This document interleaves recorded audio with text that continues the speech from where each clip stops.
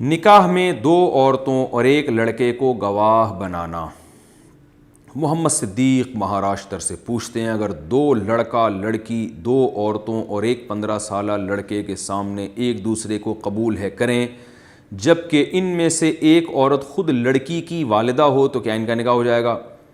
یعنی دو لڑکا لڑکی دو عورتوں اور ایک 15 سالہ لڑکے کے سامنے، اتنا ٹیکنیکل قسم کا سوال بنا کے پوچھا ہے، دو لڑکا لڑکی دو عورتوں اور ایک 15 سالہ لڑکے کے سامنے۔ اچھا، دو لڑکا لڑکی تو یہ ہوگا، یہاں جملہ ختم ہو گیا، یعنی وہ لڑکا لڑکی جو شادی کر رہے ہیں، اور گواہوں میں دو عورتیں اور ایک 15 سالہ لڑکا ہے، تو گواہوں کا نصاب تو پورا ہے، ایک مرد اور دو عورتیں ہونی چاہیے، یا دو مرد ہونے چاہیے، تو گواہ بھی ہو گئے پورے۔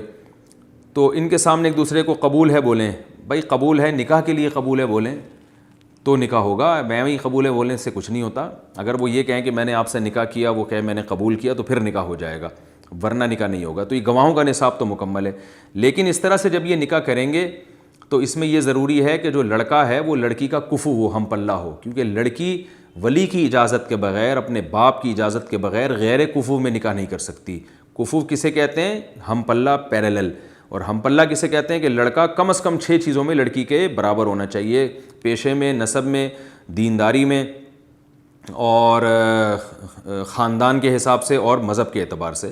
تو ان سب چیز جو ہے نا، اور بھی اس کے علاوہ بہت سی چیزیں ہیں۔ بالکل ہی اگر لڑکا باولا ہے، پاگل ہے، لڑکی بہت ذہین ہے، تو بھی یہ غیر کفو ہے۔ تو خلاصہ یہ ہے کہ کچھ یعنی جوڑ کا رشتہ ہونا چاہیے۔ تو لڑکی اگر اپنے جوڑ میں شادی نہیں کرتی، جوڑ سے کم میں کر رہی ہے، تو باپ کی رضا ضروری ہے۔ جوڑ میں شادی کر رہی ہے تو نکاح ہو تو جائے گا، لیکن بہرحال یہ غلط حرکت ہے۔ شریعت میں لڑکی کے لیے اپنے ولی کی اجازت کے بغیر نکاح کرنے کو پسند نہیں کیا گیا۔ کوئی ضرورت ہو، مجبوری ہو تو ایک الگ بات ہے۔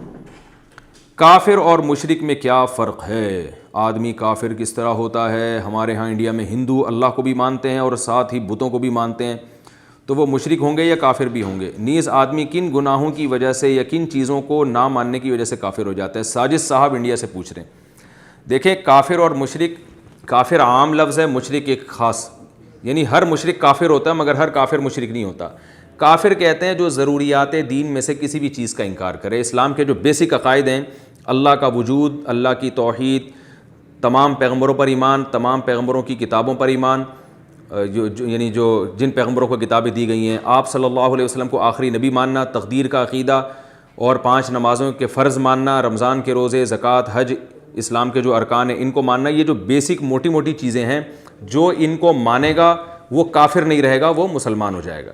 اور جو ان میں سے کسی بھی چیز کا انکار کرے گا وہ اسلام سے خارج ہو جائے گا، کافر ہو جائے گا۔ آگے پھر مشرک ہوگا یا نہیں ہوگا؟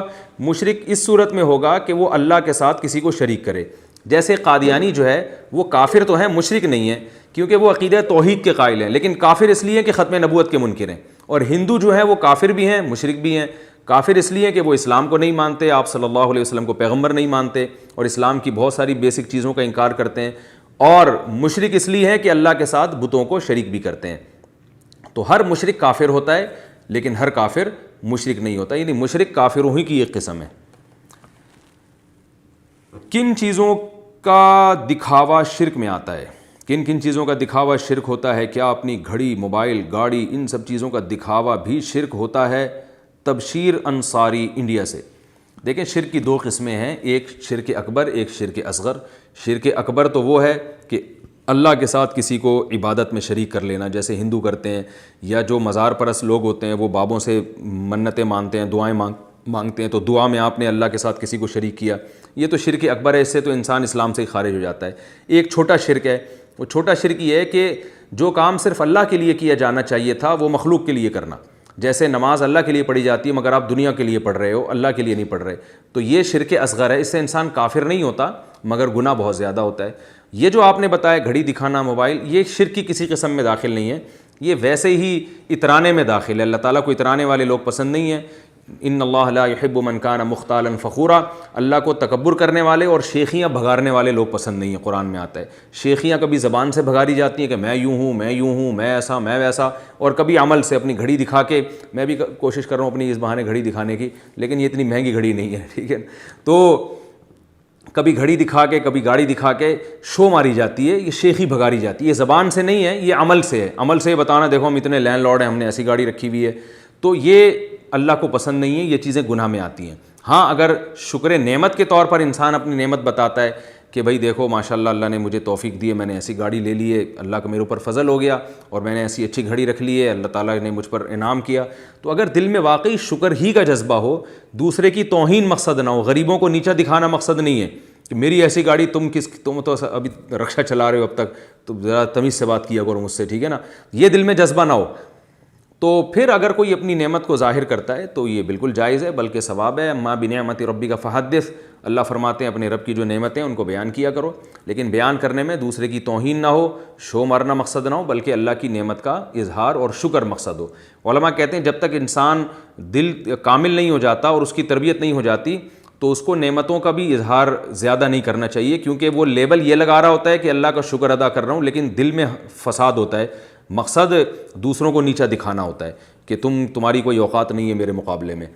تو اس لیے عام آدمی کو بہرحال اس میں احتیاط کرنی چاہیے. تو شو مارنا اچھی عادت نہیں ہے. ہاں اللہ کی نعمت کے اظہار کے طور پر کسی کے سامنے بیان کرنا یہ نہ صرف یہ کہ اچھی عادت ہے, بلکہ اللہ تعالیٰ اس سے خوش ہوتے ہیں. احرام میں عورت کے مسح کا طریقہ. عورت حالت احرام میں وضو کرتے ہوئے مسح کیسے کرے گی؟ احرام سر سے نکال کر یا احرام کے اوپر؟ عورت کا احرام لباس میں نہیں ہوتا, صرف احرام میں اتنی پابندی عورت کو ضروری ہے کہ چہرے پہ کپڑا نہ لگے. تو وضو کرنے کے لیے وہ سر پہ چادر ہٹا لے اور مسح کرے سر کا, اور جیسے نارملی وہ وضو کرتی ہے اسی طرح سے وضو کرے. یہ بنت سمیع اللہ خان نے پوچھا ہے مسئلہ انڈیا سے. عیسائی کو مسلمان بنانے کا خواب. مجھے چند دن پہلے خواب آیا کہ میں کرسچن کو کلمہ پڑھا رہا ہوں, برائے مہربانی اس کی تعبیر بتا دیں. طلحہ صاحب لاہور سے. بھائی یہ جو ہماری ویب سائٹ کے ایڈمن ہیں احمد طالب صاحب, آپ سے گزارش ہے کہ خوابوں کو اس چینل میں جگہ نہ دیں, کیونکہ خواب تو کروڑوں لوگ ہیں دنیا میں, 1 ارب 22 کروڑ کے قریب مسلمان ہیں. روزانہ ہر ایک کو 2 دفعہ تو لوگ کم از کم سوتے ہی ہیں, اور جو زیادہ پوستی ممالک ہیں دنیا میں ان میں 4 دفعہ بھی سوتے ہیں. تو کتنے خواب آئیں گے آپ ان کو کیلکولیٹ کریں.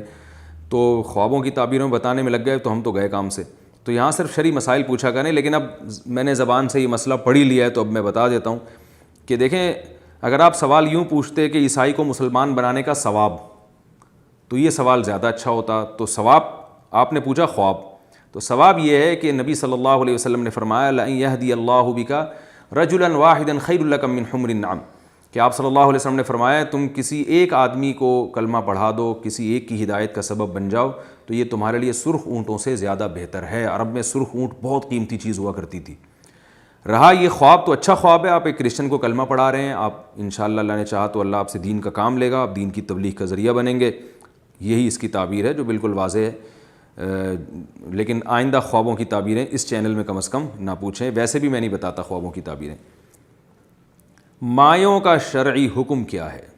ہمارے معاشرے میں مایوں کی جو رسم کافی عرصے سے چل رہی ہے, اس کی شرعی حوالے سے وضاحت فرما دیں. یہ ناجائز رسم ہے یا اسے کر سکتے ہیں؟ طلحہ حسین کراچی سے. جناب یہ ناجائز رسم ہے, اس لیے کہ شریعت نے نکاح کو سادہ رکھنے کا ہمیں حکم دیا ہے. ہر وہ چیز جو نکاح کو مشکل بنائے گی اور اس سے معاشرے میں فساد پیدا ہوگا تو اس فساد کی وجہ سے اس چیز کو ناجائز کہا جائے گا. بعض چیزیں بذات خود ناجائز نہیں ہوتی, لیکن اس کے جو معاشرے پہ اثرات پڑ رہے ہوتے ہیں وہ اثرات برے ہیں. تو نکاح میں جتنی رسومات ہیں ختم کر دینی چاہیے. جو رسول اللہ صلی اللہ علیہ وسلم نے طریقہ بیان کیا نکاح کا, آپ نے جس طرح سے خود نکاح کیے بغیر کسی رسم کے, بھئی نکاح کا پیغام بھیجو قبول ہو جائے, تو نکاح کی گواہوں کی موجودگی میں نکاح کر لیا جائے اور پھر ولیمے کی اگلے دن تقریب کی جائے. تو یہ جو رسومات ہیں یہ کیونکہ نکاح کو مشکل بنا رہی ہیں, غریب آدمی کے لیے نکاح کرنا اچھا خاصا مشکل ہو گیا, وہ مایوں پہ بھی پیسے لگتے ہیں. تو اور پھر اس میں جو ڈھول ڈھمکے ہو رہے ہیں موسیقی کے نام پہ, جو طوفان بدتمیزی ہوتا ہے وہ ایک الگ کہانی ہے. تو بہت سارے فسادات اس میں مل جاتے ہیں, لہذا ان رسومات کو ختم کرنے کی کوشش کرنی چاہیے.